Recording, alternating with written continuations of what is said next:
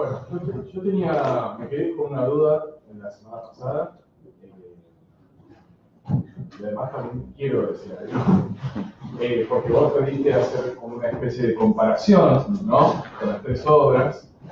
Y yo me estoy pensando en algo que me pareció así como interesante, que una cosa que había observado en comparación con las tres obras, incluso como en el orden en que las fuimos viendo, ¿no? Pensándolo desde el punto de vista de cierto destino que van viviendo los personajes, comparando Otelo con Macbeth y con Pericles, es como si el agente o el personaje o aquello que hiciese la fuerza o aquello que hiciese el destino de los personajes o del protagonista se vaya hacia un lado, se va poniendo cada vez como más en el orden de lo sobrenatural y o como un poder medio abstracto, porque en Otelo es Sherlock, ¿no? Que teje esa ficción, que es uno de esas mentiras que termina llevando a Otelo hacia un destino fatal, ¿no? Después, en Macbeth ya pegamos un salto porque son las brujas. Pero sin embargo aparece como un poder terrenal conectado con una especie de poder medio sobrenatural, como una especie de conexión con el mal, pero que a su vez es terrenal en algún punto también. Y ya en Pericles, vos planteaste que la fuerza son los dioses. O sea, ya directamente, y los dioses... Yo no lo planteé. Aparece en la obra, ¿no? Yo lo sugiero, si ustedes no están de acuerdo, me lo dicen. Bueno, pero digamos como si verdaderamente lo que está como fuerza ahí, que opera a través también de la naturaleza, de las potencias de la naturaleza, pero es este ente sobrenatural que son los dioses, que son los que están rigiendo el destino de Pericles, ¿no? Sí, sí, claro. Entonces, pensando así, como si cada vez es un análisis de estudiante de letras, ¿no? Estas cosas que se van observando, pero no creo ni que Shakespeare lo tenga pensado, pero al dirigir las tres obras me pareció que desde el punto de vista del destino cada vez hay un ente cada vez más ligado a una esfera que no tiene que ver con lo telúrico, sino con algo más. Sí, sí, yo diría que tiene mucho que ver con Grecia. No olvidemos que el Renacimiento está sumamente influenciado por recobrar el pensamiento griego, ¿no? Y evidentemente el destino en los griegos es un misterio interesante, ¿no? Sí, pero yo te voy a hacer una pregunta entonces, porque a mí, cuando leí Pericles, lo que más me quedó como boyando, o como me pareció como, pensé que era un tema importante, así como también lo era, lo vimos en su momento en el análisis del mercader, el azar y la fortuna, ¿no? Como la fortuna como una especie de suerte, ligada también con el azar, los acontecimientos que nos pasan en la vida, ¿no? Que te puede ir bien, te puede ir mal, de encuentros, desencuentros, Pero en el caso de Pericles no podemos ponerle ese nombre, porque están los dioses como fuerza, entonces ya no hay fortuna, ya no hay azar, porque hay una voluntad superior de la que decide y ordena y teje el destino. Y según los griegos, claro. Pero según Shakespeare, digo. Y yo pienso que también, solamente que a lo largo de su vida fue cambiando esa visión y hacia el final, cuando empieza el cuento enseñanza, si los temas que tienen que ver con lo que lo ocupó al final, empieza a ser muy parecido porque la magia está muy presente en casi todo. La maga también, el mago menos. Por lo menos en Cuento de Invierno aparece no sé si conocen Cuento de Invierno. es donde realmente Leontes es el verdadero celoso, digo yo, ¿no? Y cuando se revela contra el oráculo de Delfos, que cuando le llega del oráculo el hecho de que es un dictador, que es un tirano, y que si no lo obedece al oráculo, eso va a grabar en su descendencia, porque lo que ha hecho ha sido horroroso. Y hay una amiga de la mujer que decide rescatarla y parece que sí, ¿no? Está bien. Que decide rescatarla y de pronto hace que esté muerta, pero va a conservar su juventud. Eso es una de las cosas bastante novedosas de parte de Shakespeare. Pero parece que existía la idea del congelamiento de Walt Disney. Ya. A lo mejor se lo imaginaba. ¿Cómo? Se lo imaginaba. Sí, quiere decir que todas aquellas cosas de la ciencia ficción se volvieron bastante realidad. No todavía esa de la muerte, pero en fin. Y la conserva viva para que recupere todo lo perdido. Y justamente el personaje de la hija, que se llama Perdita, es decir, es cuando ella llega a ese lugar, que ya el padre está arrepentidísimo porque perdió a su hijo y no entiendo ya qué es eso de ser rey, aparece la hija como una descendencia también. Una vez más la hija, ¿no? La hija de Próspero. Siempre las mujeres. ¿Cómo? Siempre las mujeres. No, es el problema de Shakespeare con su hija. Esa cosa de que él se sintió muy culpable con abandonar a su hija, ¿no? Tarde, porque nunca estuvo. Pero esa magia presente es muy curiosa. Tiene mucho que ver con la astrología, pero con una astrología ya esotérica. Es decir, aparece justamente en Cuento de Invierno más claramente que en ninguna de las obras, ¿no? Este tema de los astros y de los astros singularmente. Cómo se conecta, por ejemplo, cómo el mal trae al bien y ese Hermes, ¿cómo se llama? Mercurio, que es un estafador.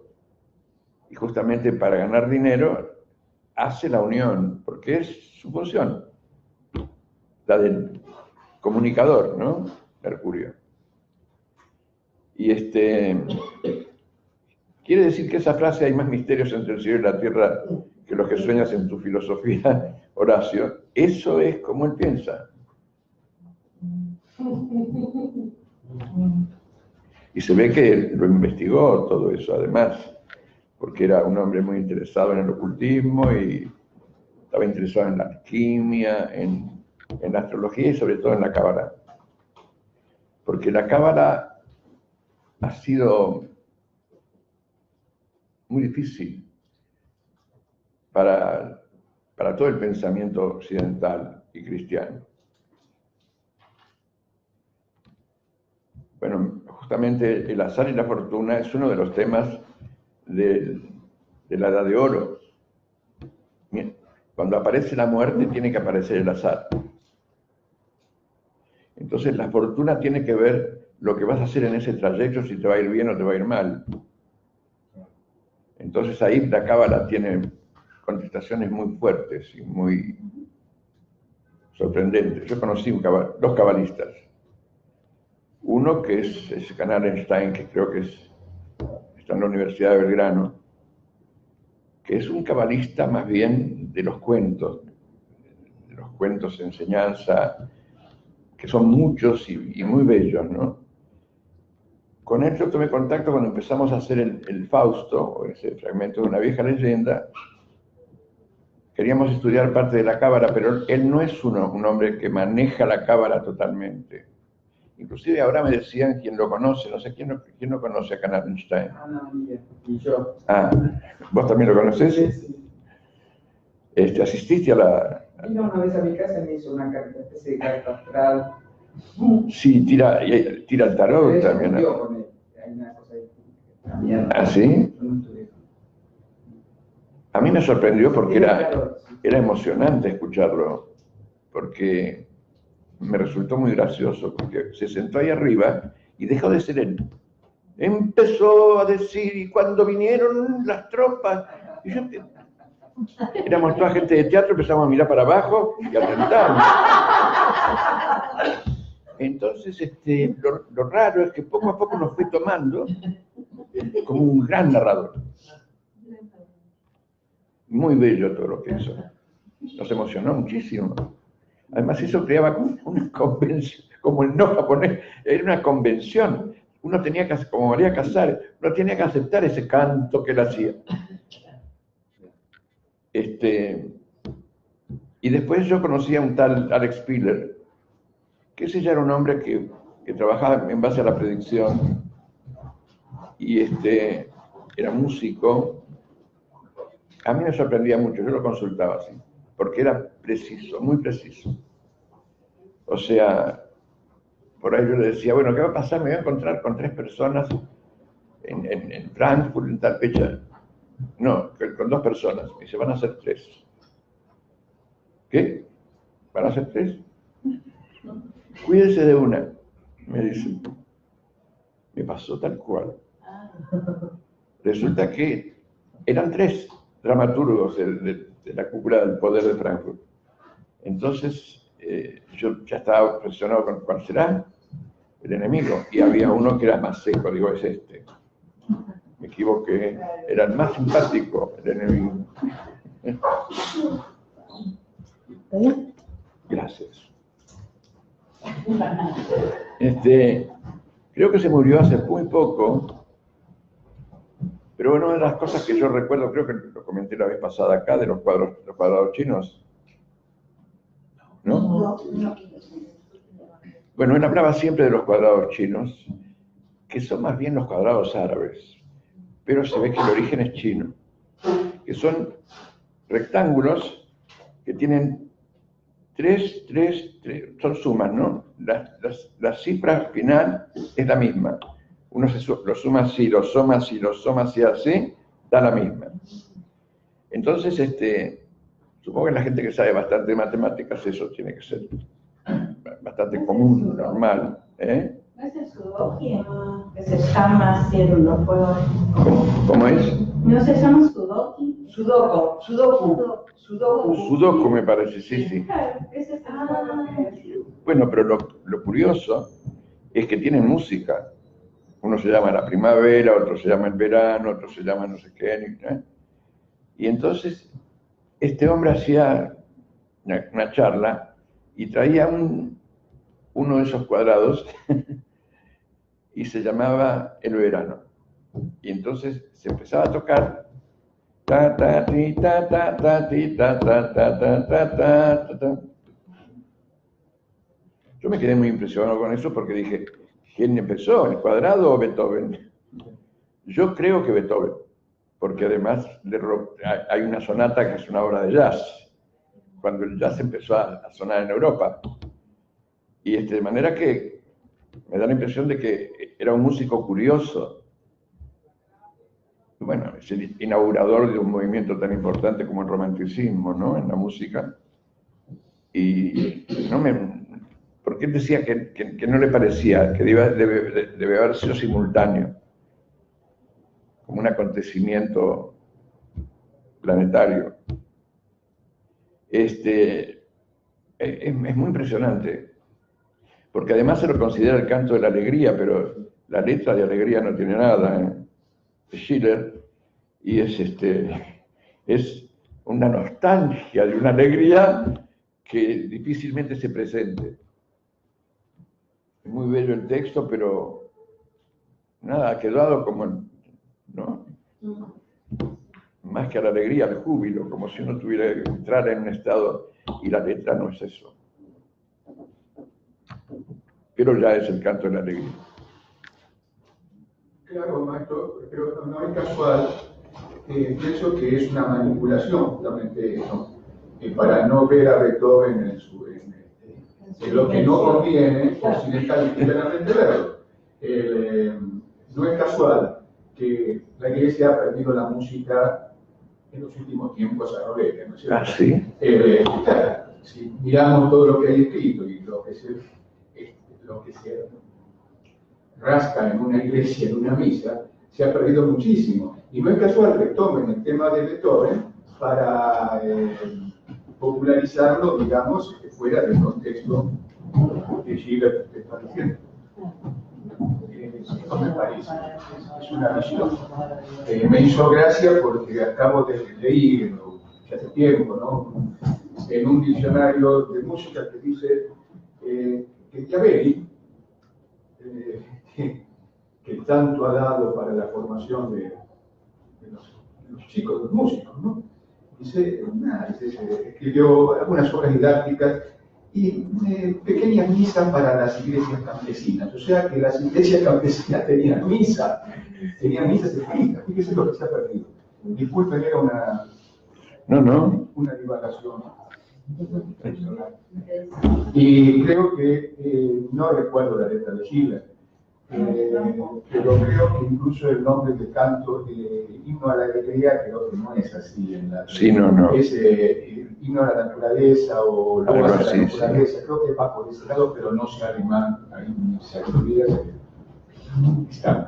Pero está la traducción, ¿eh? Sí, se consigue. Pero no la he investigado. Buena falta media. Bueno, es curioso que esté eso en un cuadrado mágico, ¿no? Perdón, una pregunta. Cuando usted habla de las sonatas de Beethoven que anticipan el movimiento jazzístico, ¿a cuál se refiere? A la 38. A la 38. Es como si lo tocara Gould, ¿no? Pero aparte es jazz. Es muy curioso. Si uno ve la historia del jazz, también es una cosa bastante curiosa, ¿no? Gould fue la maravilla que logró desestructurar y avanzar, ¿no? Claro. Sí. Pero es bastante conocido el tema ese del jazz. No sé, yo me interesé en un momento por los tambores sagrados de la Costa de Marfil.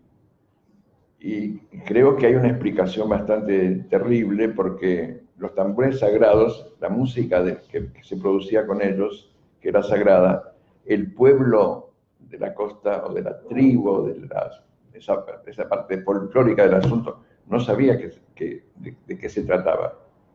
Tenían dentro esa música, por eso después con un papelito la hacían. El ritmo era algo que les era familiar, era como su propia sangre, ¿no?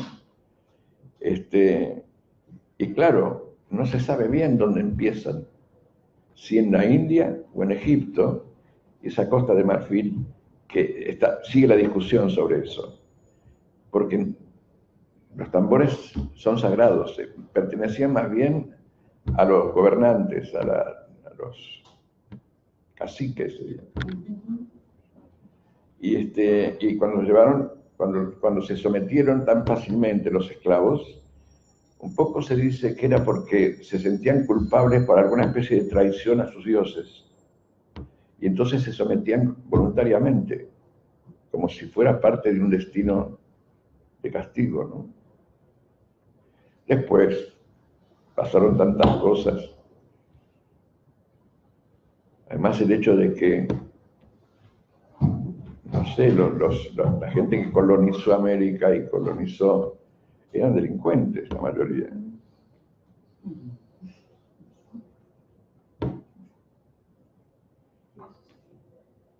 Bueno, nos fuimos de la cosa, ¿no? Sí, yo diría que hay un elemento de unión en toda la obra de Shakespeare sobre el destino. Se ve que también era tan misterioso para los griegos como para él, ¿no? Yo creo que lo que tomó más de Grecia para el teatro es un poco sobre el discurso de Ulises, tiene que ver con la ética y la estética, ¿no? Esa cosa de que está también en Sueño de una noche de verano. O sea que el amor es una pulsión cuando hay afinidad, pero no es amor si no hay conducta.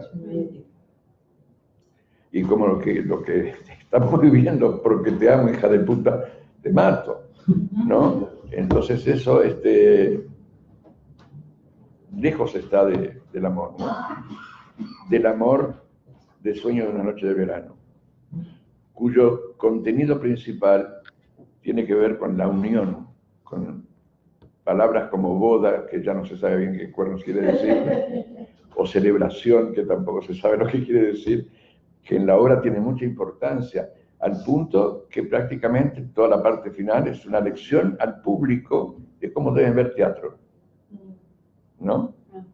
Con el que hace con los cómicos y con esta frase de, ellos quieren que nosotros imaginemos eso, porque no colaboramos, ¿no? Por eso también termina como toda obra, disculpen los errores. Pero es maravilloso porque además, no sé si se acuerdan, en Sueño de una noche de verano, tienen que pasar una hora sin conflicto.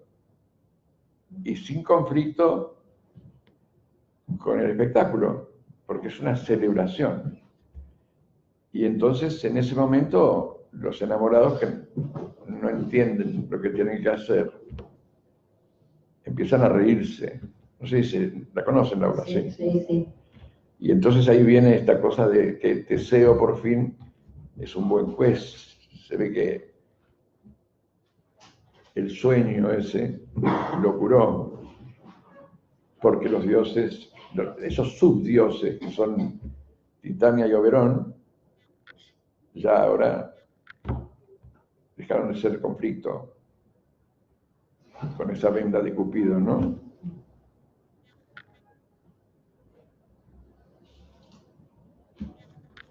Y eso mismo tiene que ver con el discurso y tiene que ver con lo que es una obra, de teatro en este caso, ¿no?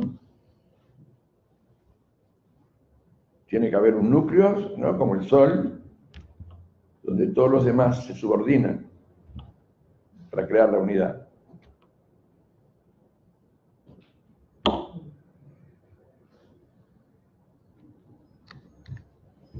Eso es tan difícil. Yo hay algo que me interesa, que es muy difícil cada vez que hacemos estos trabajos, es el asunto del diseño, de la estética de la obra, o sea, la estética como lenguaje, ¿no? Y justamente en Pericles lo que es interesante es que hay una gran descripción del momento de la escena, ¿no? Con eso de las pantomimas, no está casi ninguna obra. Está dentro de Hamlet, pero los actores son de dentro de la obra, no por afuera. Acá aparece ese Gower, que es el gran narrador, pero más que narrador es un evocador.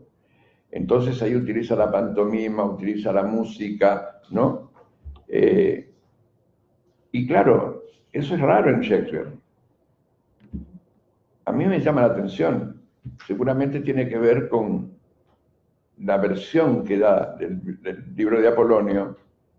Debe ser también con toda esta parafernalia teatral, que en el caso de Terry Isabelino no era tal. Pero evidentemente se ve que todo eso es necesario para crear una ruptura entre la palabra y la escena. No sé si es claro lo que digo.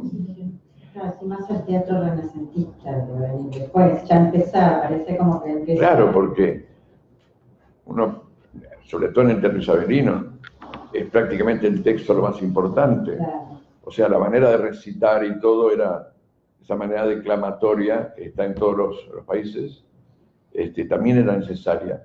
Pero ¿qué pasa con lo que uno ve? Porque evidentemente no había ropa en ese momento todavía. No, todo con la ropa de ellos. De ellos, Claro. y a veces se ponían la mejor ropa Y la luz incluso era la al día. claro, o a lo sumo velas. No, Claro, yo creo que hay influencia italiana empieza a llegar la influencia del teatro renacentista, italiano, empieza... ¿Vos crees? Sí, yo creo que sí.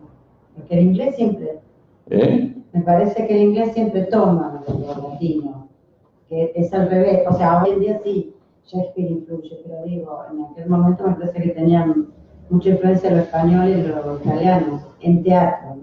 Y en novela también, Cervantes. Sí, en novela sí. más. Cervantes tiene una obra parecida, la última que escribió antes de morir, que se llama...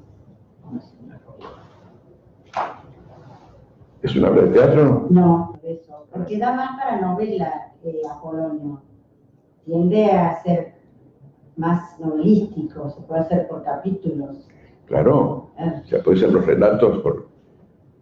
En fin. No sé, yo quedé muy fascinado con Marruecos, en Marrakech, en la plaza esa, ¿no? Había 3 narradores. Era impresionante porque se sacaban la ropa, hacían los personajes y creaban una tensión general, pero de pronto necesitaban intervenir a alguien más. Y decía, entonces llegó el rey, y había un compañero, se ponía una corona, etc. Ese tipo de cosas me fascinan en teatro. Persiles y Sigismunda es ¿Cuál? la ¿Cómo? última obra de Cervantes. Persiles y Sigismunda, en 1617. No la conozco. Ese parecería como que tiene mucho que ver con ¿Apolonio? Apolonio. También, es la misma técnica de ya empieza la novela del Renacimiento. Es también, sí, son una pareja que tiene el mismo problema, terminan al final juntos, al principio tienen ¿Qué fue? Persiles y Sigismunda, que en realidad durante la obra se llaman Periandro y Auristela. Y cuando Sí, termina... recuerda más a Celestina, ¿no? Ese tipo de... Y dice que ahí donde estuve leyendo decía que Cervantes la consideraba superior a Quijote, que con esto se quería superar, pero que la crítica no, se ve que no. Sí, como Rojas, ¿no? Carísima Librea también es una historia de amor de ese tipo. Bueno, también dice que son antecedentes, bueno, después, ¿no? Sí, sí. Son antecedentes. Es evidente que si Apolonio dio para... Yo para mucho.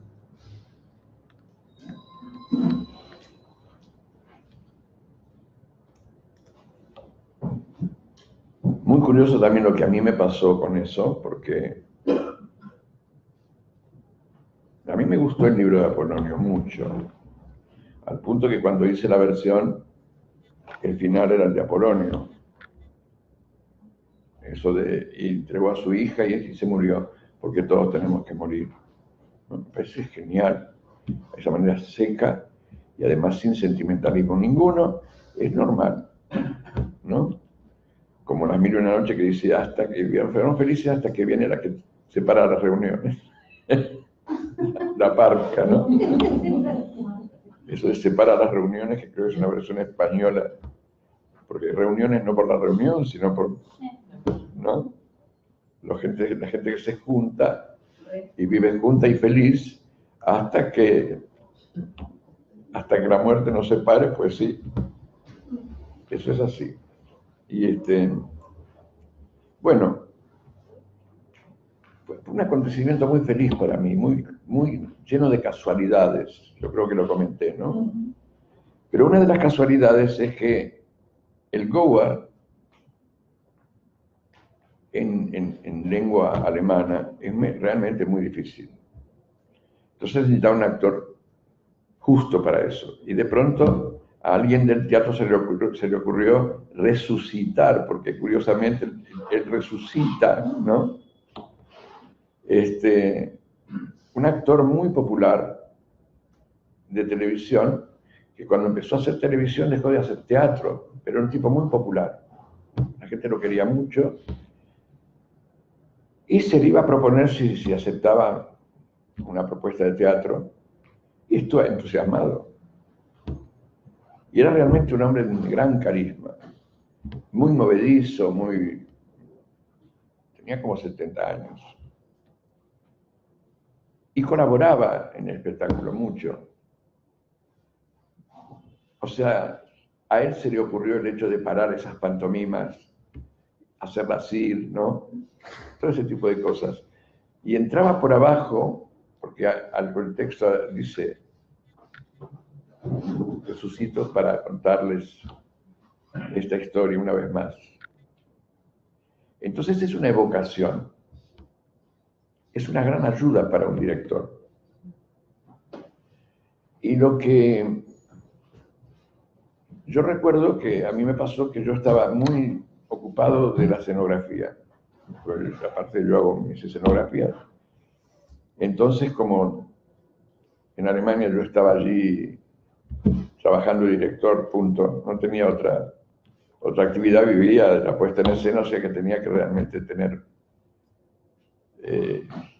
ideas claras con respecto a las cosas que yo voy a hacer, porque los contratos se hacen en 5 años, de aquí en 5 años, de aquí en 2.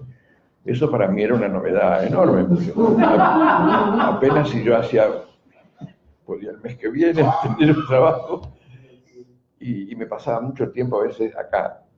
Allí no tenía posibilidad. Entonces tenía que trabajar y por ahí sabía que en el año iba a hacer tal cosa. Y eso es muy estresante en un aspecto. Entonces uno pasa como en la televisión, procura hacer de ese trabajo algo útil, ¿no? Yo siempre digo, la televisión es una porquería, pero ayuda a soltarse, ¿no? Y realmente creo que la televisión ha soltado a muchos actores que en aquel momento, actores de teatro, se habían tragado siempre 1 kilo de cemento. Entonces era muy raro. Y después eso de no pensar en cómo lo voy a hacer, soltó a mucha gente y le hizo bien. A otro lo dejó ahí enviciado. Pero bueno, eso de no hay mal que por bien no venga, ¿no? Entonces, yo tenía tiempo de desarrollar ideas escénicas. Y hay algo muy curioso que me pasa, que a mí me ocupó, que por qué a mí me salen ciertas cosas y otras no, ¿no? Y resulta que yo cuando tengo que hacer algo que tenga que ver con el mar, siempre encuentro la solución. El único problema es que yo estuve muy curioso por saber qué impresión tenía yo con el mar. Porque yo con el vuelo, a pesar de que estoy volando todo el tiempo, soy bastante cobarde. El aire no me gusta, me tengo que contar que, bueno, que va a ser uno. Si se cae el avión, lo único que puede hacer es mirar. Entonces, mejor aflojémonos porque si no la paso mal doble. En cambio, con el mar me pasa algo que yo soy absolutamente impune. Con el mar me pasa que me gusta y que yo hice un viaje seguramente con 1 año de edad y ahí yo, cuando pensé en eso, me aparecieron como zapatos. Y entonces le pregunté a mi madre, en aquel momento, dice, sí, estabas en brazos de los marineros todo el tiempo, porque estaba todo el mundo vomitando y vos estabas feliz. Como una gran cuna, y yo lo vivo así. Volví a hacer muchos viajes con veleros y eso, y están por ahí los dueños, por ejemplo, en el Mar del Norte es muy difícil, ¿no? Hay peligro de naufragio seguro. No me pasa nada. Y he hecho de vuelta un transatlántico para traer las cosas de Alemania cuando vine para acá. Y estaba todo el mundo vomitando y yo durmiendo lo más bien, como si fuera. Y resulta que estaba con mi hijo chiquitito en ese momento. Y le pasaba lo mismo. Estaba encantado. Era el único chico que estaba muy feliz sin miedo, ¿no? Por eso me veía a mí y pasaba algo. Y yo creo que eso tiene que ver, porque siempre digo, ¿cómo hago el mar? Se me ocurre. Y se me ocurrió algo realmente muy bueno. Tan bueno que lo malo es eso, es que en vez de crear una experiencia de amenaza con el mar, que yo creo, hay algo de júbilo. Entonces, porque se me ocurrió una cosa con también teatro vacío, y allá el teatro de Hamburgo fue en Schauspielhaus Hamburg, tiene una técnica formidable y tiene un giratorio muy importante, pero yo no quería el giratorio, me parecía muy mecánico para algo así. Quería algo mucho más simple. De todas maneras, usé el giratorio de una manera muy curiosa.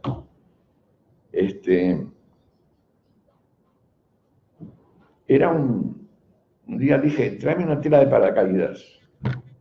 Grande, chica, no sé, no importa. Empecé a probar lo que es la tela de paracaídas y es maravillosa para el teatro, porque no pesa nada, tiene un vuelo muy lindo. Y entonces hice hacer la cámara de la sala vacía, era una tela, ¿no? Como una tela, en ese caso no era negra, sino que yo pedí un verde petróleo, oscuro, que esté atrás de todo.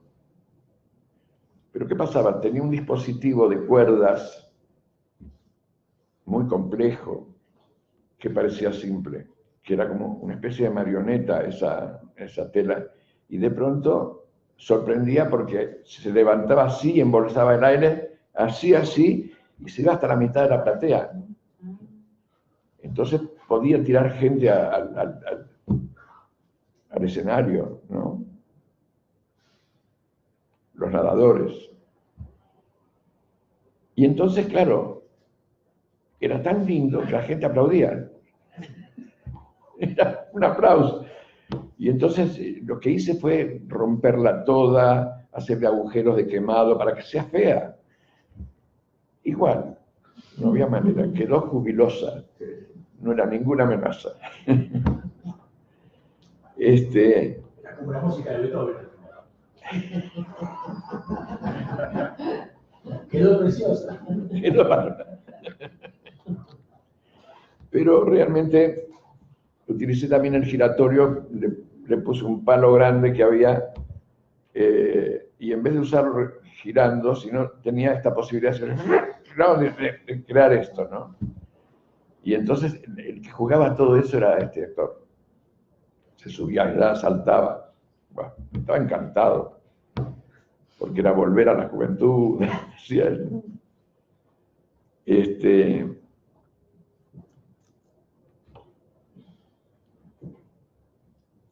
En fin, yo me planteé mucho cuál era la estética de ese espectáculo y tuve esos accidentes feos con el vestuario y con el asistente de escenografía.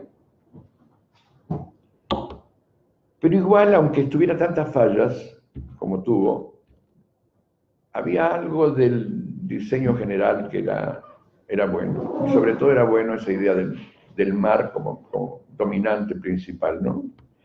Y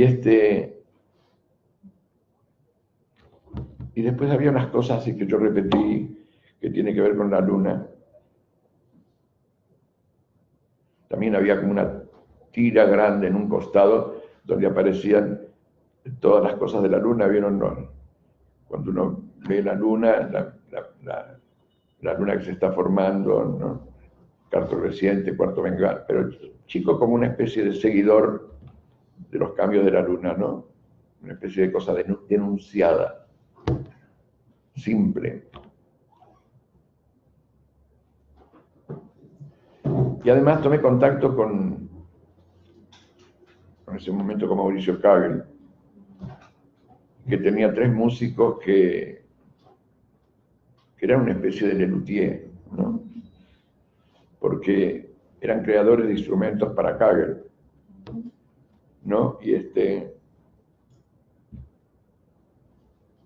inventaban sonidos y esas cosas. Y de pronto creamos todo un dispositivo debajo del escenario donde se abrían partes, salía una mano, hacía el sonido, ¿no? La cabeza sola. A tal punto que después lo seguí teniendo a esos músicos para otros trabajos, porque eran muy buenos. Y muy sencillo lo que pasaba. Y a ellos se le ocurrían, participaban, de pronto traían un dedal que hacía un sonido muy raro. Instrumentos visuales, ¿no? Que tenía que ver con una parangana y era ese tipo de cosas. Y funcionaba muy bien. Pero curiosamente, yo creo que todo ese viaje visual lo tiene la obra, como algo que de pronto se repite en el caso de él, que es esta cosa de a la tercera línea, el público tiene que estar adentro. Porque claro, no es el cine que se prende eso y rápidamente estamos entonces en el teatro, y más al aire libre, y más de día, requiere que lo que pase haga ¡boom!, ¿no?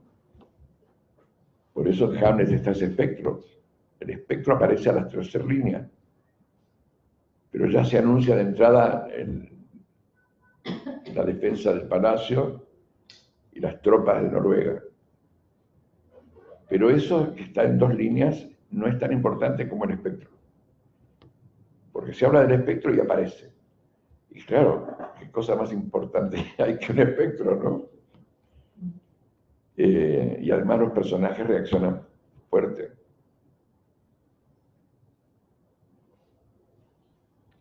Y acá en lo de Apolonio, sobre todo en la obra de Shakespeare, el Gower presenta el cuadro, y el cuadro que presenta es horroroso, ¿no? Porque todas las cabezas y los cuerpos de los muertos en un lugar cavernoso, y yo metí fuego directamente, es decir,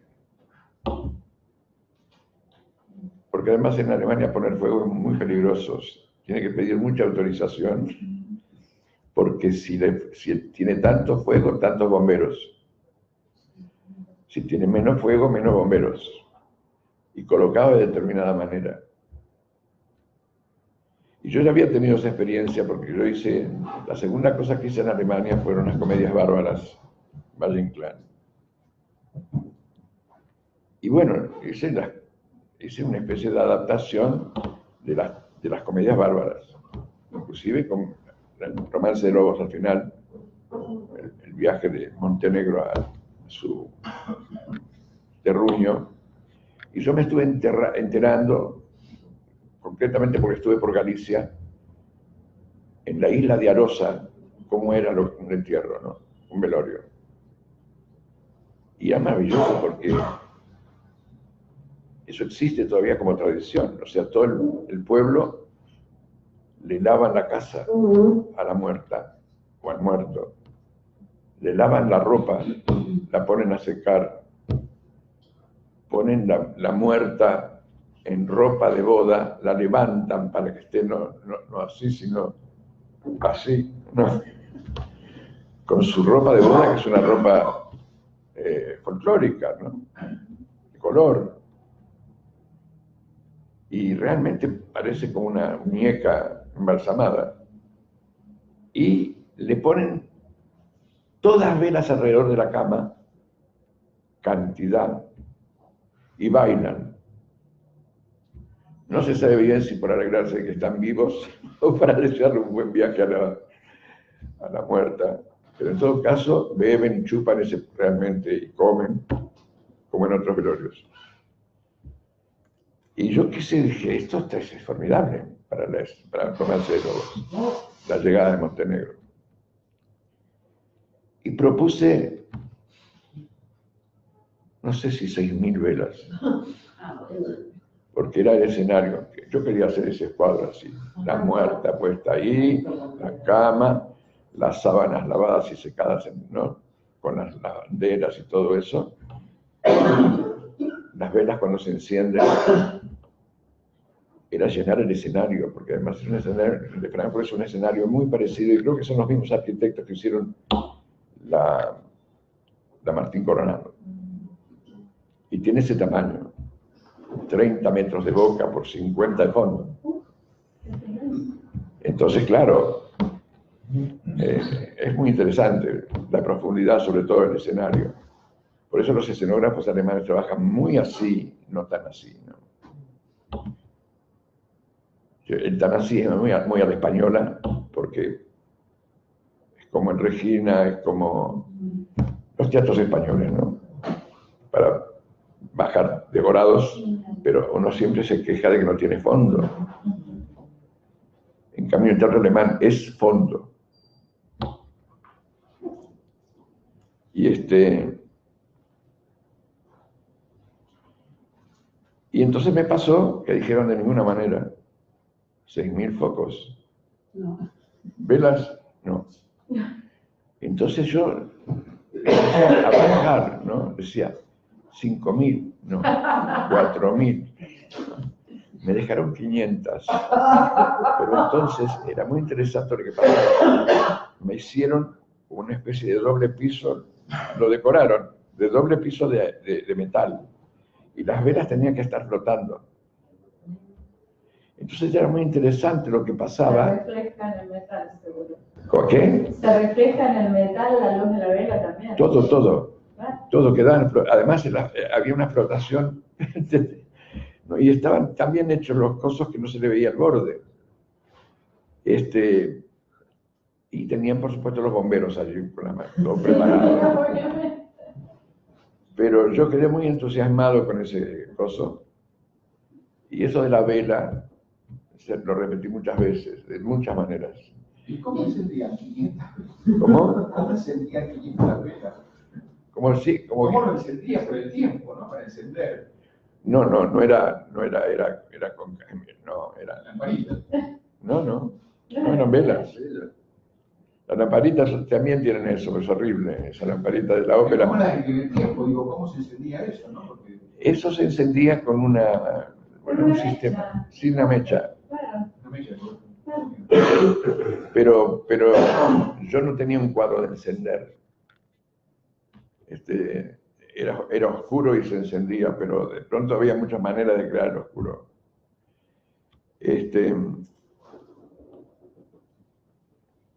Nada, yo quedé muy contento de tener la posibilidad de experimentar en el teatro mucho, cosa que acá nunca tuve como posibilidad.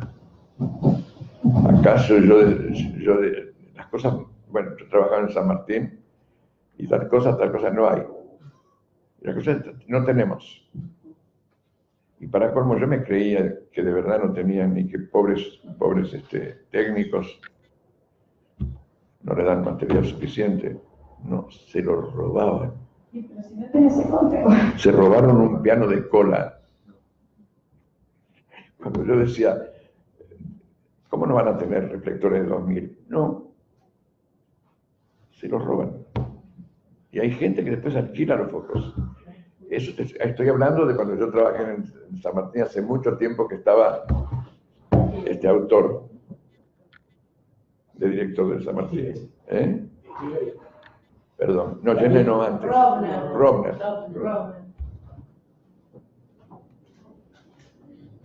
Que otra cosa fue muy interesante, perdón la digresión, muy interesante porque yo venía, San Martín me propuso, venía de hacer madera de reyes en Alemania, y yo la propuse acá, y entonces Robner me dice, ¿por qué no se puede traer la escenografía de allá? Y yo, sí, ¿por qué no se va a poder? Y entonces me dice, bueno, yo ahí mismo hablé por teléfono. Esta cosa de los alemanes, ya, no mañana, ya, no hoy, ya. Yo agarré el teléfono ahí, y, porque es una fábrica, los teatros alemanes son algo serio, ¿no? Y entonces me acuerdo todavía que a Mota no le gustó nada, que yo aceptara la idea. Mota. El administrativo. ¿Eh? El administrativo. El administrativo, famoso. Bueno, yo llamo y digo, está la escenografía, todavía no la han reciclado. No, está. Bueno, le conté a la persona de ahí, el encargado, y le digo a Robert, bueno, yo me tenía que ir de vuelta. Le dije a Robert, llamen mañana, porque esto se cambia, se recicla, se sirve para otra cosa. Y me fui. A los 2 meses volví. Y bueno, ¿y qué pasó? ¿Pasó de qué? Yo llamaron a Alemania. Ah, sí, ¿le podemos llamar? No. Y ahí mismo Yo llamé y ya estaba. Sí, claro, ¿no? Pero además estaban todos muy contentos de que no viniera. ¿Y qué va para hacer? ¿Eh? ¿Qué va para hacer? No, porque evidentemente hay muchas cosas que viven de la compra de los elementos y entonces te dicen, madera no, plástico. En fin, allá es al revés del pepino, ¿no? Acá nunca las cosas están, allá el que no está soy yo. Ellos están delante, ¿no? Porque no hay nada peor, como digo yo, que un alemán desorganizado. Es un desastre. Pero se organizan muy bien. Y me acuerdo la impresión que yo tuve la primera vez que yo dirigí allá. Yo creo que lo comenté, ¿no? Porque yo no conocía un teatro alemán realmente. No sabía lo que era eso. Estaba acostumbrado acá a poner las luces como se pone acá. Sacame el 5 a la escalera, ¿no? Y entonces uno tarda 3 días en iluminar algo, sin dormir, porque se sigue a la noche, ¿no? Entonces yo, cuando fui a trabajar allá, hablé con el iluminador y me dice, bueno, vamos a iluminar a partir de determinado momento. Digo, bueno, yo hice una versión de La vida de sueño, una cosa de mucho tamaño y de mucho trabajo. Entonces llegó el momento de las luces. Digo, bueno, ¿cuántos días tenemos? ¿Cómo días? Me dice el tío. Sí. Me dice, tenemos 1 día y medio. ¿Qué? Y yo me puse verde, porque eso, ya con el teatro, ¿no? Es un padecimiento permanente. Me dice, no, tranquilícese. Porque además, lo que yo hice allá, con el Perguín, de la leyenda de Pedro, se habló mucho de la iluminación. Bueno, entonces era como el punto principal. Me dice, mire, vamos a hacer este 1 día y medio y después, si hace falta más, hablamos con las autoridades. Muy amable el hombre. Bueno, yo voy temprano en la mañana, casi sin dormir, disgustado, a la sala de ese teatro que es como el Martín Coronado, ¿no? Y me dice, bueno, ¿cómo empezamos? Digo, muéstrame lo que tiene. Todo, me dice. Todo. Bueno, el tipo tenía la consolita en la mano. Dice, bueno, entonces todos los tablones que tiene el San Martín dan, pero los tablones hacen boom, boom. Bueno, yo estaba con ganas de hacer no quería mostrar ese asombro, porque quería parecer que yo sabía de eso. Era normal. ¿Eh? Que eso era normal. Era normal. Entonces dije, chica, pum, pum, bien. Las baterías desde arriba hasta abajo, del tipo que se quiera. Entonces, cuando terminaron, imagínense toda la sala llena de edad que se movían. Me dice, bueno, está bien. No, pero esta es la sala. ¿Qué? ¿El escenario? No es el escenario. Bueno, ahí fue la sorpresa mayor. Empezaron a bajar los puentes llenos de gente y de reflectores que él desde acá movía hacia el...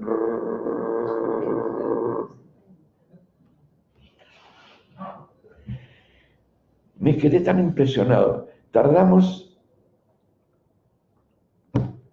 2 horas en poner 80 movimientos. Y ahora podíamos empezar a darnos el gusto de juguetear un poco. Cosas que aquí apenas uno llegaba con la lengua afuera, pero no llegamos. Y realmente, claro, el teatro es una fábrica. La cantidad de gente que trabaja allí. La cosa es muy seria. La diferencia es muy grande con acá. Entonces uno tiene como la posibilidad y la fiesta de poder experimentar. Y hay dinero y hay tiempo para eso. Cosa que se nos cortó con Pericles. Que nosotros queríamos 7 meses de ensayo y apenas si tuve 2.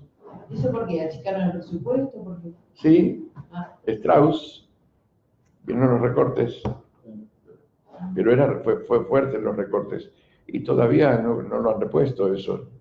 Este señor, la extrema derecha, todo.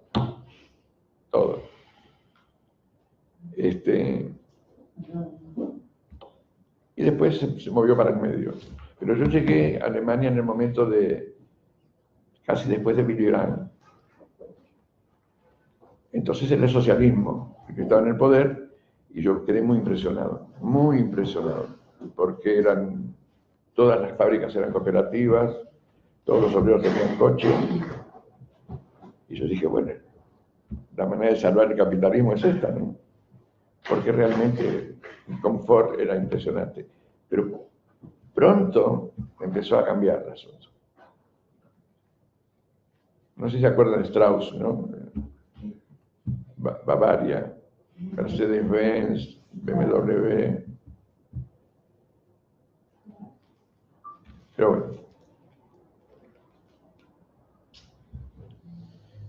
Bueno, a ver. Se ve que hoy es un día para disgregarme. Pero está bueno. Está bueno. No, pienso que son curiosidades de teatro que sí, no, somos gente de teatro, o sea que... Sí, yo tuve momentos muy felices de esos, y como cuando fue lo del Fausto, que fue de allá, y eso fue con dinero del gobierno alemán, porque era capital de la cultura europea, Berlín.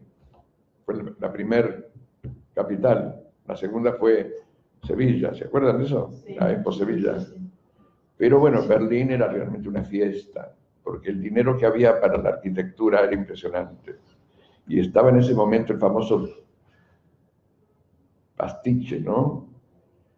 Una especie de citados, esos edificios que tienen vidrio, balcones Art Nouveau, en fin, una maravilla.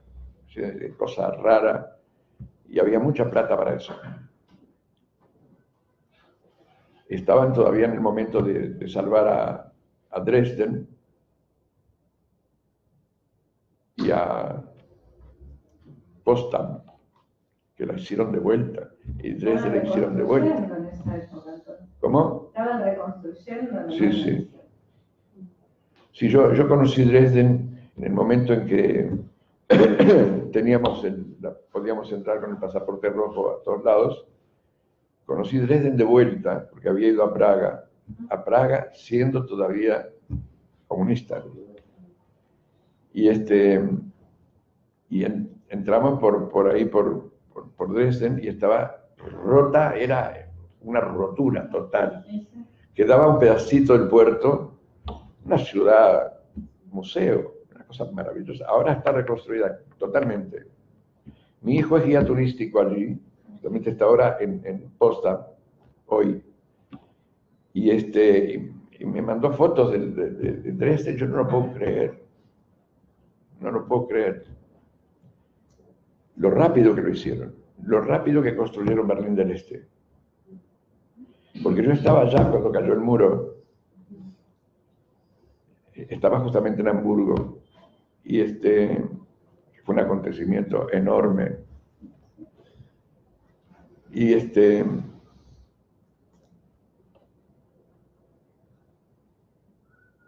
bueno, en fin, cuando uno visitaba Berlín del Este en ese momento, era una tristeza total, porque estaba todo destruido y las edificaciones que habían cerca del muro eran edificios baratos que se hacían, ¿no? Y a mí me tocó ir a dirigir una ópera allá en la ópera del Estado que dirigía Barenboim.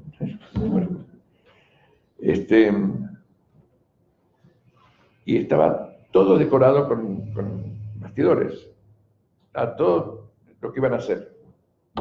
Y la ópera era renacentista, pero lo que había eran bastidores en los 4 lados. Y yo dije, pero esto te van a tener para 10 años por lo menos. En 3 años estaba todo hecho.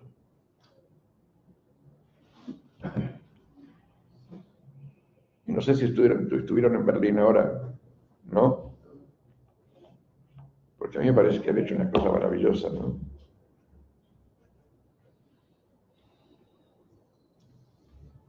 Hay como 4 Berlines diferentes. Pero a mí me gusta eso. Bueno, paro, por favor.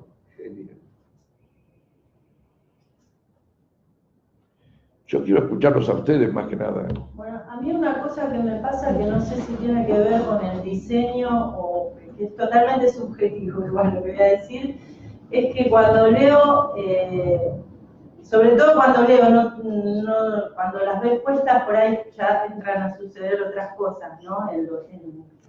Sí. En lo que a uno le pasa con la lectura. Pero cuando leo y vuelvo a leer y eso, las obras que son como Hamlet, como Otelo, como, bueno, todas esas me generan una meditación o una reflexión o una mirada sobre el poder en lo social, ¿no? O sea, sobre la construcción del poder, esta cosa de esto que se ve tan claramente, ¿no? De cómo las manipulaciones, digo, y más allá de los reyes, se lo puedo trasladar a las instituciones, a la política, ¿no? Pero siempre es como el funcionamiento social. Y cuando leo las otras, que son como parábolas, lo que me genera todo el tiempo es como o sea, lo mismo que decía, no estoy diciendo que Shakespeare lo haya pensado así, ¿no? Pero me genera como todo el tiempo una interrogación personal, ¿no? De poder pensar, bueno,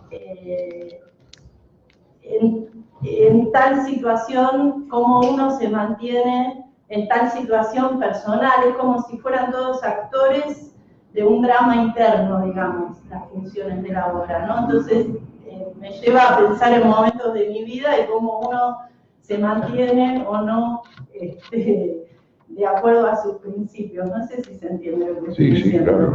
Claro. Y no sé si eso es algo digamos, planeado por Shakespeare, buscado en estas dos maneras, en un punto son como diferentes, ¿no? Completamente.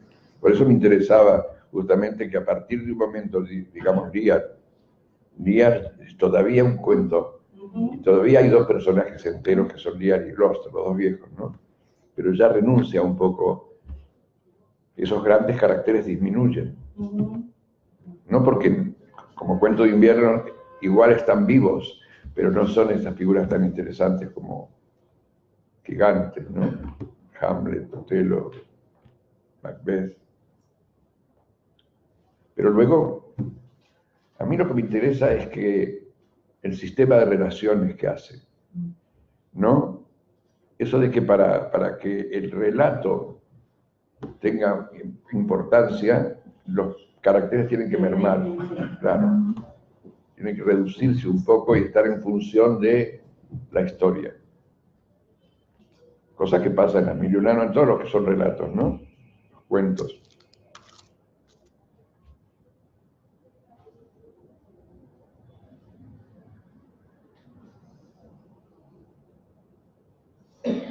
Y yo creo que empiezan a introducirse ya todas las utopías de Shakespeare.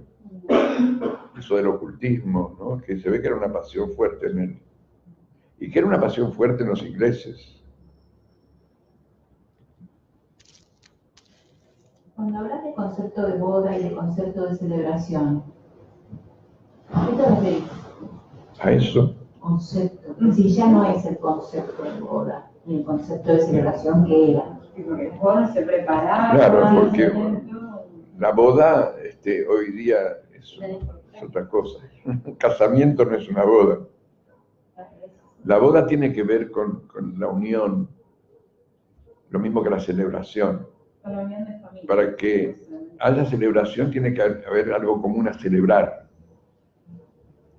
Y eso, no sé, a mí en Sueño una noche de verano me parece maravilloso como está contado. Y los ejemplos que pone, ¿no? Por eso elige Teseo, porque está tan ocupado de sí mismo. Pasa lo mismo con Lear, pasa lo mismo con Tito Andrónico, está tan ocupado de sí mismo que un rey no puede estar ocupado de sí mismo cuando tiene un pueblo, que ya no ve, porque un rey era un supremo juez. Entonces cuando Teseo le dice a los jovencitos, dice, si no obedeces a tu padre, que es la ley, vas a ir a parar un monasterio. Lo hace porque está nervioso, porque la pobre Hipólita está deprimida. Cosa que es muy interesante porque todo eso se entiende en la primera página. Y por lo general, cuando hacemos este análisis, nadie lo entiende, porque nadie dice, teatro poético, ¿no? Aparecen como dos parlamentos muy poéticos, y se dice esto justamente, que este hombre derrotó a las amazonas, trae su reina, elimina un pueblo de amazonas, y la reina está en brazos de él, porque se ha convertido en su amante y lo ama, para colmo, y está con toda la culpa de lo que ha hecho a su pueblo. Entonces él la quiere reanimar por el amor, le va a dar el poder. Y la pobre Hipólita, en toda la obra, se queja feo, tiene como un nihilismo, como un deseo de muerte, como algo muy doloroso. En general no se lo ve. Y realmente, bueno, acá en Sueño una noche de verano, la naturaleza es la parte menor de los grandes planetas, ¿no? Los grandes planetas se puede solamente elegir que haya una buena luna. Algo que va a influenciar a los acontecimientos para la celebración de la boda, ¿no?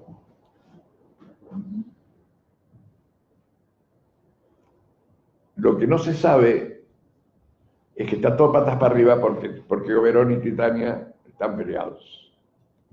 Y son los hados protectores de Hipólita y de Teseo, ¿no? Y eso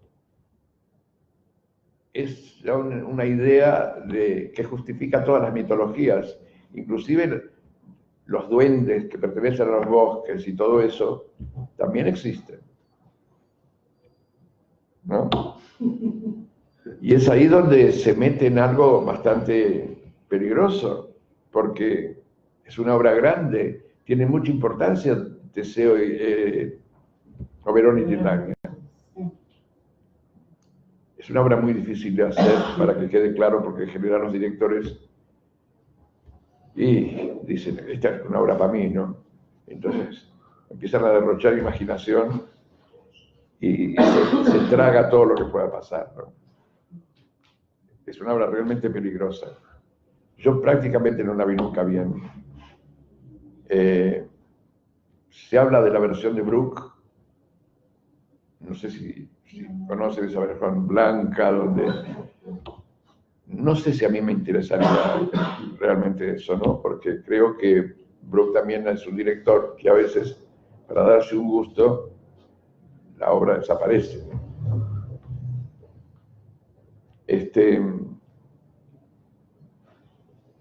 Pero vos hablaste en una ocasión de una apuesta que te había gustado mucho. ¿De Sueño? Sí, donde tenía una visión me dijiste así, tenía una visión de la adolescencia impresionante. Ah, bueno, sí. Pero esos adolescentes eran los mejores actores. En fin, esa versión es una versión de un muy buen escenógrafo que empezó a dirigir. Y realmente era estupendo lo que había. Después quién era ¿Quién? quién la dirigía? Ahora con los nombres, oíme. Ah, Pero era muy buena todo, la idea, había una cosa muy buena, que era que los actores que hacían Teseo y Hipólita lo hacían Teseo y... No, hacían ahí. Elena, No, Hipólita y los reyes. los duendes. Ah, Teseo y Hipólita son los... No. Oberón y Titania. Entonces era muy lindo lo que pasaba, porque yo no sé cómo, había un truco en que Teseo se ponía a bailar, había una luna enorme, ¿no?, que ocupaba todo el escenario, muy, muy enorme, parecía una ópera. Y se ponían a bailar Teseo y Hipólita, y con un truco aparecían por un lado, eran los mismos actores que tenían otra ropa. Entonces se entendía bien que Oberón era el hado de ella, de Hipólita, y que Titania era el hada de Teseo. Y están celosos mutuamente porque parece que hubo ahí algo entre los hados y las personas normales. Entonces hay esa pelea por el paje, ¿no? Evidentemente ese paje es una excusa, sino que Titania está enojada con Oberón por celosa. Y entonces está escrita como matrimonio burgués, ¿no? Ella lo castiga llevándose las chicas, ¿no?, separando a los hombres de las mujeres. Y el pobre Oberón tiene que cargar con todos los nervios de todo el mundo, porque él tiene la responsabilidad de velar por la boda de Teseo y Hipólita, porque es el futuro del país, la descendencia, etcétera, etcétera. Y entonces está todo el mundo muy nervioso, el propio Puck, que está realmente más travieso que nunca porque está desconcentrado, hace las cosas mal, las mujeres y los hombres se separan, entonces sufren las súbditas de Titania, se separan de los hombres que son sus, como en el caso de la obra griega, ¿cómo se llama? Lisístrata.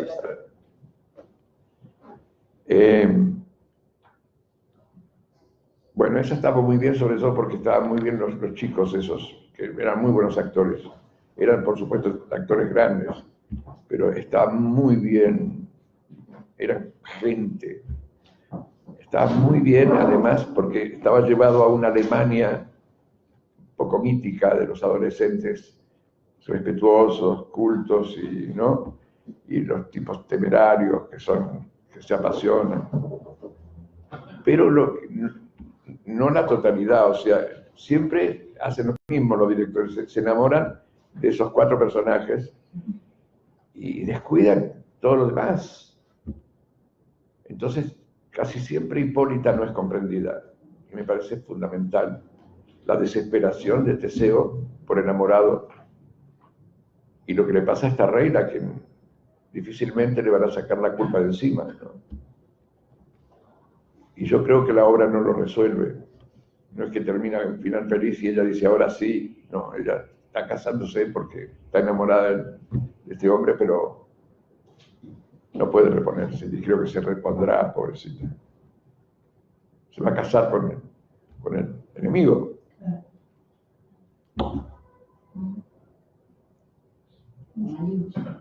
Como Malinche.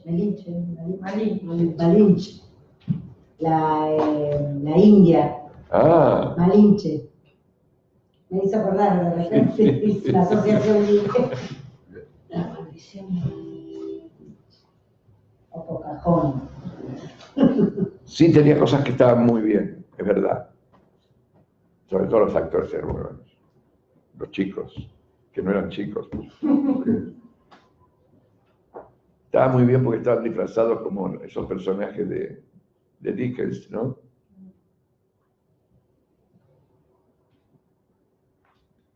Porque esa atracción que sienten es más una pulsión. En términos de lo que hablabas antes. Claro. Bueno, es la obra que se justifica por el lado de que el adolescente, claro, está enamorado del amor. Entonces, el hecho de que el amigo se enamora del amigo se enamora también porque le llenó la cabeza con su novia. Y ahora está atraído por su novia, que no es lo que realmente está pasando. Eso forma parte de que la bruma del mar está en el bosque, es decir, el lío que pasa entre Titania y Oberón. Entonces está todo el mundo trastornado. Pero había una chica que es la bella Helena de Atenas, que es la que está enamorada del que ahora se enamoró de la otra, y que va a morir, y que está pensando ya en su tumba lo que se va a decir de la mujer que más amó, ¿no? Y le dice permanentemente, te amo bien esa chica. Yo no te amo, decía el otro. Déjame libro. Claro, estaba en una traducción también muy parecida a lo que estaba próximo ya a la revelación femenina. Estaba ahí. Y allí en Alemania eso fue sí o sí. Los alemanes no soportan la media tinta, ¿no? Eso es italiano. Ellos cuando piensan algo tienen que ser coherentes. Fue terrible, fue realmente una revolución, como un carnaval. Tenían que hacer la escena completa. O sea, los chicos tenían que dejarse levantar porque ellas eran las que invitaban al café. Realmente muy ridículo todo, ¿eh? Y además no duró tanto, ¿no? Después vino la rebelión de los mansos, que eran los hombres que se empezaron a retomarse, y apareció el yuppie alemán con la yuppie, y apareció el skinhead, es decir, eso, los cadenas, cabezas rapadas, con la mujer que prácticamente eran traídas de las mechas, realmente fuerte. No pasaba en el resto de Europa eso. Uno caminaba un poquito hacia Francia, ya era otro mundo. Los franceses eran más franceses que nunca. Volvían las relaciones peligrosas, se burlaban de todo. Las mujeres sobre todo. Y entonces tomaron un poquito ese tema, ¿no? El quilombo que había entre chicos y chicas. Lo usaron bien, ¿eh? No es que adaptaron la obra. Sí, pero realmente era una carcajada, estaban tan bien.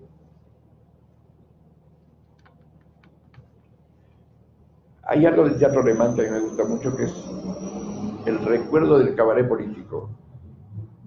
El cabaret político formidable. Porque aparte de ser un music hall a la manera de la cosa londinense también, con mucha destreza, tiene esa cosa de lo que tiene Brecht, ¿no? En su estética.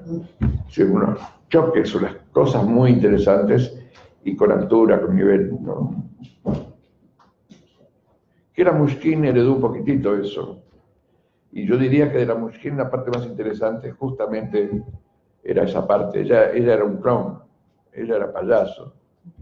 Y de manera que sus espectáculos, cuando aparece el cabaret político, que se ve que le gustaba mucho, lo hacen muy bien.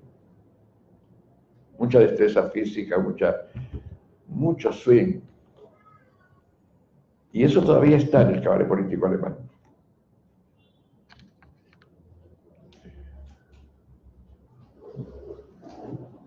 Perdón por la ignorancia, infiero que puede ser, pero ¿qué es el cabaret político? Es una especie de music hall, como digo, ¿no? Es una especie de varieté con mucha sátira política del momento. Pero se ve que eso fue muy controlado en el sentido de que han refinado mucho eso de la sátira política. Cosa que al alemán no le gusta ser muy refinado. Son ¡fua! ¿No? Y entonces eso lo hacen con con mucho nivel. Y los actores se divierten mucho. Y hay mucha herencia de trucos y esas cosas, ¿no?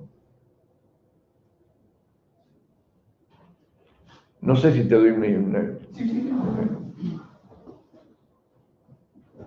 Esas cosas que tuvo el Music Hall inglés, que Chaplin es uno de ellos, ¿no? Está ¿Dónde? bien retratado en Cabaret de Bob Fosse. ¿El qué? En Cabaret de Bob Fosse está muy bien retratado el Cabaret político. Eso es lo que estaba pensando. Sí, claro. El Liza Minnelli Claro, se ve, sí, sí. pero Muy bien. retratado. Aparte eran travestis los músicos. Además, el Money Money, ¿no? Famoso, es Gründgens, pero es copiado. Bueno, Gründgens es uno de los grandes actores que era sobre todo del cabaret político. Es un poco el reproche que le hace Mephisto, el Klaus Mann, porque él fue el cabaret político y era comunista. Después no se escapó, se convirtió en el actor preferido de Hitler. Y después, cuando terminó la guerra, era el actor preferido de Alemania. Es como si él no hubiera sido nazi, ¿no? Cayó bien parado siempre.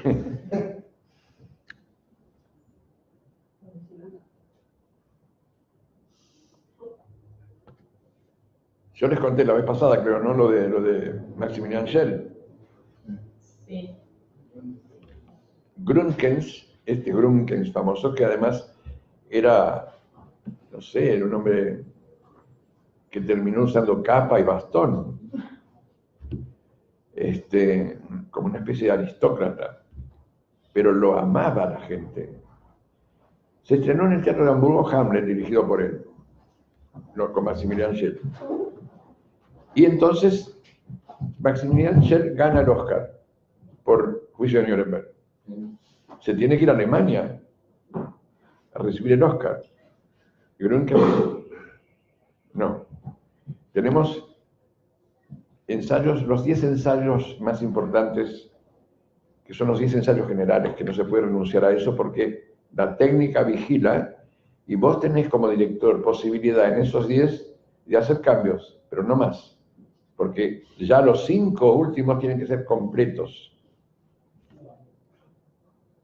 Claro, claro. Pero eso tiene que ver también con que no hay nada peor que un alemán desorganizado. Si no tienen esos 10 ensayos, se puede armar cada podrida. Pero nosotros siempre atado con el lámina, ¿no? Yo me cansé. Y entonces Maximilian Schell se quedaba, pero se metió la diplomacia. Entonces estuvo obligado a ir a recibir el premio. Entonces, ¿qué hizo Gründgens? Se vistió de Hamlet, que era Hamlet. Para Hitler era Hamlet. Así como fue Mephisto, cuando hizo Hamlet era Hamlet, para todo el mundo.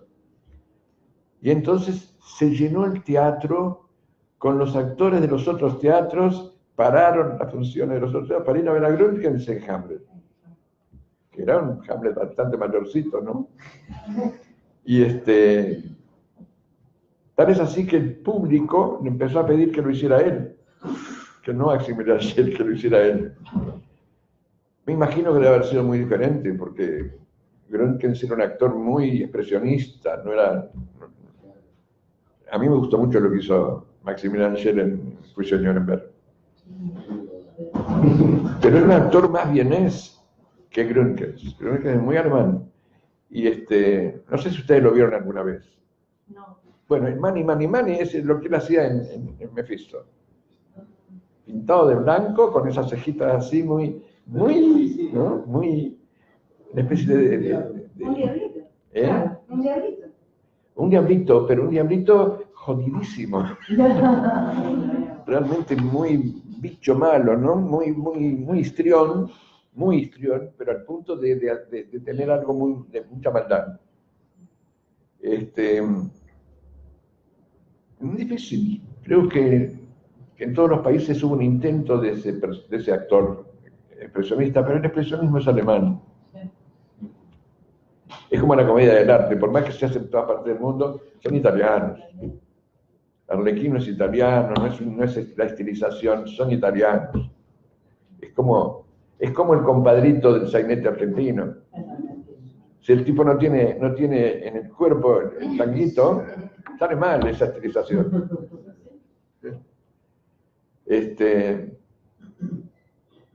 Bueno, igual los alemanes, igual. Yo he visto otro actor alemán que me parece extraordinario, que es un actor que vive todavía, Gerd Pols, que un poco puede hacerlo, le sale, tiene un actor muy físico, de mucha destreza, nada, es un grande, pero no es la personalidad de Grönkens, porque era además una personalidad, ¿no? ¿No vieron eso del Fausto, no? Él se lo vio más acá, creo, a través del Vampiro Negro. ¿Se acuerdan? Peter Lorre. Bueno, él hacía el inspector, tipo alto, rubio. Buen actor, muy buen actor.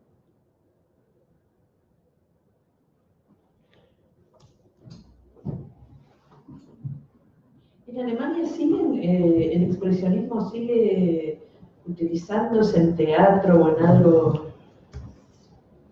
Yo lo veo menos. Yo creo que sí. Aparece como una cola por aquí o por allá, pero... Claro, debe ser también inherente a ellos. Te digo, por ejemplo, un tipo que yo le veo eso, es Martin Harrer. Un tipo que vino acá. El que hizo Arturo Witt. Martin No, Luther. ese es un actor muy bueno. Sí, sí. Pero no Arturo Witt. Arturo Witt, lo malo de Arturo Witt, de Heiner Müller. de Hahnemann, sí. Es que, nada, me pareció muy obvio. Hay una parte obvia del director alemán que pone en escena ideas, ¿viste? Sí, pero el actor era impresionante. El actor es extraordinario. Es extraordinario, realmente. Siempre. Ese es un actor, pero tampoco es un actor expresionista, pero puede hacerlo muy bien. Yo vi la versión de Brecht, la Irresistible Ascensión, dirigido por Brecht, que está el video. Ese Schara, que es el que hacía Hitler. Pero yo diría que es muy curioso, eso le salía muy bien, y este es mejor actor. Cosa, el otro estaba cerca de Hitler. Claro, entre los años 50, lo tenía muy cerquita, podían. Lo mismo que yo, el Bruno Ganz haciendo Hitler, yo no lo compro, a pesar de que es un muy buen actor. Pero yo recuerdo el último acto de Pabst, el actor que hacía Hitler, lo tenía ahí nomás. Toda el Goebbels, toda esa película, tenían la oreja en los ojos. En cambio, los de la caída de Bruno Ganz y compañía son todos actores de teatro y tienen los defectos de los actores de teatro. Yo les veo toda la puntada, ¿no? Bruno Ganz tiene una manera de frasear que ya se hace como lo va a hacer. Como hay ciertos actores argentinos que uno les adivina el fraseo.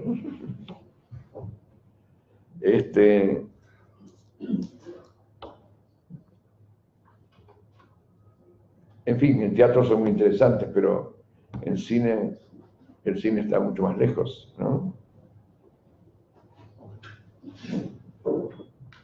Sigue siendo igual un estupendo actor, Bruno Ganz. Pero yo lo vi muy viejito, siendo muy viejito a Hitler. Hitler tenía 50 y pico de años, ¿eh? Cuando muere. Claro. Claro, la caída. En esa caída, en el último acto, la película trata, bueno, aparece este actor ganó el premio Mejor Actor del Año de Pabst, junto con otro actor que apareció allí por primera vez, que fue Oscar Werner, que hizo una gran carrera en el cine americano. Y ganó el premio también, que hace un soldado. Es el momento en que Hitler, para demorar el avance ruso inunda los subterráneos, matando a 10.000 alemanes que estaban escapándose. No le importa, ¿no? Entonces está medio muy drogado, que estaba muy cortixi, qué sé yo, tenía mucha cocaína encima, ¿no? Estaba duro. Y Oscar Verne hace el personaje que se cuela para pedir por favor que no haga la inundación. Tan notable. A mí es un actor que me ha fascinado siempre mucho. Que es un poco lo que Maximilian Schell hace en Prisionerman, esa manera, pero solamente que Werner fue un actor muy mimado por los alemanes y los vieneses, como el actor que hizo Hamlet, ese más que Lückens, y que tenía el físico un poco para el Hamlet, pero un tipo muy sensible, muy angelical y muy borracho. Yo tengo una admiración muy grande y lo llamé para trabajar. Y decía, no, yo al teatro no vuelvo. Me contestó, no. Hacía películas nomás. Y cada vez que reponía Hamlet, eso me lo contaba un actor que trabajó conmigo, tenía su voz grabada para dirigir. O sea que los actores que hacían escenas con Hamlet tenían que adoptarse en fantasma. Tenían todo su texto grabado. Y entonces él no contestaba En los ensayos. Sí, en los ensayos. Él dirigía. Estaba en la platea y pedía que los actores se adapten al texto. Debe haber sido, me parece, de una irresponsabilidad muy grande. Pero es un actor sorprendente. ¿Ustedes vieron La nave del mal? La nave de los locos. Bueno, Werner es el que hace el médico de a bordo y la Simón Signoret hace una guerrillera que se llevan prisionera a París y surge un amor en ese trayecto y después él tiene un ataque al corazón, en fin. Un actor, bueno, esas cosas de los alemanes, que es una cosa que tiene mucho que ver con el idioma, pero de cara impertérrita y de reacciones que son solamente desconcertantes y violentas.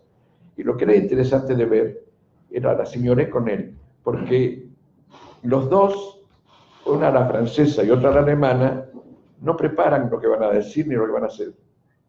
Uno nota como el texto surge ahí, como sea, y que la sorpresa entre ellos es sorprendente. Porque la Signoret era un fenómeno, ¿no? Sobre todo cuando ya a través de los años, ¿no? Cada vez estaba mejor. Bueno, no sé, yo estaba muy entusiasmado y por eso lo llamé. Yo la llamé a trabajar a María Schell, no para trabajar conmigo, sino que yo estaba dirigiendo el Teatro de Bochum y como director artístico, ¿no? Y querían hacer La Torre de Babel, que es Oye Patria, mi aflicción, de Arrabal, y yo la hice en España con la Aurora Bautista. Y Arrabal estaba muy entusiasmado con esa versión que yo hice, al punto que agarró el escenógrafo y prácticamente le hizo hacer la escenografía que estaba en Barcelona. Entonces cuando me llaman para mostrarme la escenografía, me dice, qué bueno esto. Esta es la escenografía de Citrinowski. Claro. Una escenografía que nos llevó mucho tiempo porque Citrinowski estaba muy feliz, porque en general los directores no saben trabajar con los escenógrafos, decía, ¿no? Hicimos un trabajo de mucho tiempo y se armó una especie de pirámide invertida, porque no sé si la conocen, pero Arrabal pide que se caiga, que se derrumbe el castillo y surja la Torre de Babel. ¿Cómo haces eso? Entonces pensamos en un móvil gigante que era como ese castillo que se está derrumbando por las termitas. Y entonces al final se desplomaba en el escenario y surgía por la punta, ¿no? Y Y era mucho trabajo y se ve que cuando la escenografía que era igual, digo, se ve que todavía ustedes no saben lo que cuesta, es entrar al móvil ese, ¿no? Y el pobre es un muy buen escenógrafo, un austríaco. Dice, ay, Pillín me llevó a hacer esto y ya estaba hecho. Entonces yo hablé con Arrabal y le digo, pero escúchame, esta es la escenografía que está en Barcelona. Y entonces me dice, ¿qué hay? Porque no puede ser la misma. Digo, contratarlo al escenógrafo, porque el Germán, que es una... El que le hizo en España es Citrinowski. ¿Quién? El que le hizo en España era Citrinowski, dijiste. Citrinowski. Un genio, un genio. Y fue una cosa realmente muy buena. Fue muy buena. Y qué risa con Citrinowski. Perdonen, se ve que los recuerdos me asaltan. Cuando quedó exilado Citrinowski, la anécdota es que quería hacer un contrato y él no podía pedir lo que pedía, ¿no? Y entonces se fue tan disgustado del teatro que paró un taxi y dijo, Corrientes y Rodríguez Peña. Pobrecito. Era un tipo espectacular. Qué gracioso. Porque además viste que siempre tenía algo así muy, muy serio, muy como dormido, estaba porreado siempre, vivía porreado. Y entonces eso de Corrientes y Rodríguez Peña, que es donde él vive, el momento primero del exilio estaba todo el mundo muy golpeado. Bueno, Germán creo que vino con la Beli acá, del escenógrafo bueno, y ahí la llamé a la María Shell para que hiciera la Torre de Babel. Yo era un gran admirador de la María Shell en cine, no sé si se acuerdan. Las Noches Blancas de San Petersburgo, Gervais, bueno, era una gran estrella de cine, gran actriz. Y entonces dijo que sí. Y leyó la obra, la traducción, y le pareció horrible. Yo también la leí, era horrible. El alemán, eso no tenía nada que ver ni con el español ni con el francés. Entonces, ella era amiga de Thomas Brasch, que era un grande, como escritor, poeta, inclusive, y ha hecho muchas cosas. Y claro, yo leí lo de Thomas Brasch, y digo, pero esta no es la Torre de Babel, esta es otra obra. Entonces, cuando yo fui, la vi ensayar, estaba haciendo Chekhov, no tenía nada que ver con esa loca ciega, delirante, no tendría esa cosa quijotesca, ¿no?, del personaje de la loca, hacía una loca normal. Entonces tenía una escena con un burro caído de Marte, ¿no?, esas cosas de Arrabal, y que el burro está enamorado, y entonces rebuzna. Entonces ella, para hacerlo hablar, dice, bueno, si es un rebuzno, quiere decir que sí, si no. Y surge un amor ahí. Y eso era tan malo cuando yo lo vi, que yo todavía le dije a Arrabal, pero vos sos el enemigo de tu obra, ¿por qué haces otras cosas? Y no tus acotaciones, que son buenas. Dice, no, porque si no es muy aburrido. Pero no era un director. La cuestión es que la María Shell me pidió de hablar, por favor, porque no se llevaba con Arrabal. Entonces se vino a quejar. Y la misma situación que la Aurora Bautista me pasó a mí, ¿no? Dice, yo no puedo hacer no sé, una relación sexual con un burro. Mi público no me lo va a perdonar.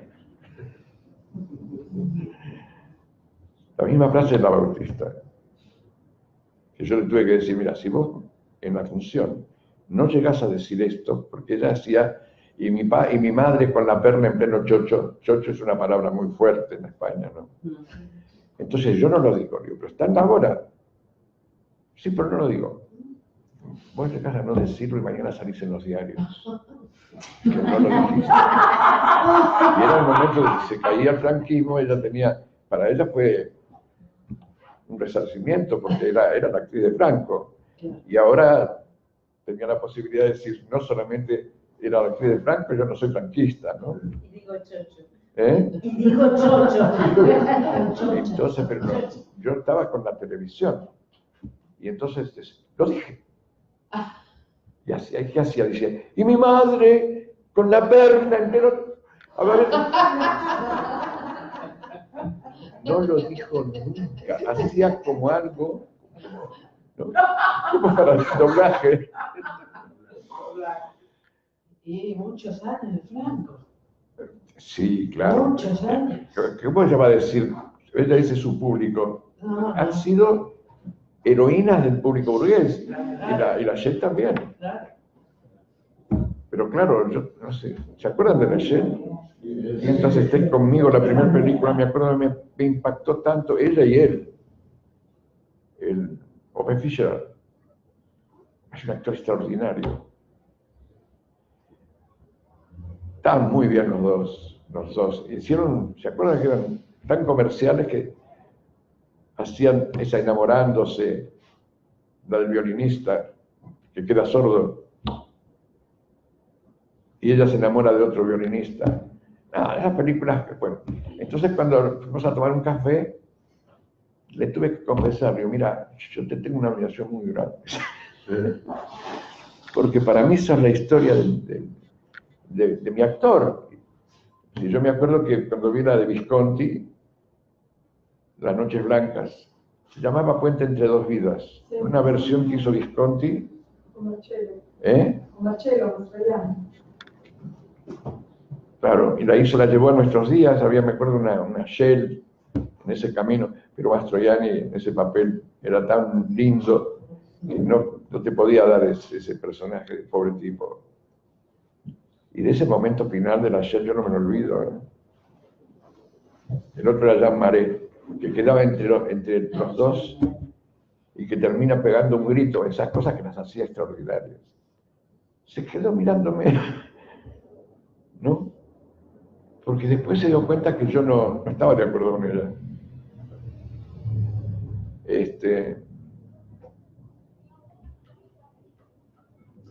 Bueno, nos seguiremos la próxima. Perdonen, me salí del camino. Me parece que estoy en camarines escuchando historias. Sí, no, pero se ve que realmente, seguro que no tiene nada que ver con algo propuesto, pero estoy como, me vienen las imágenes de todo eso muy fuertes, porque se ve que no la puedo comentar con nadie.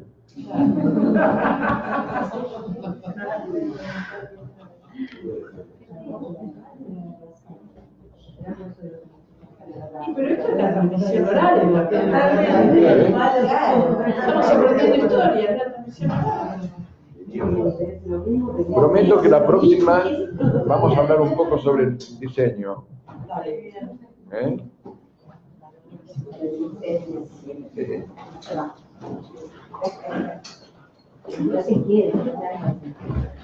¿Cómo le va, che? ¿Estás acá todavía?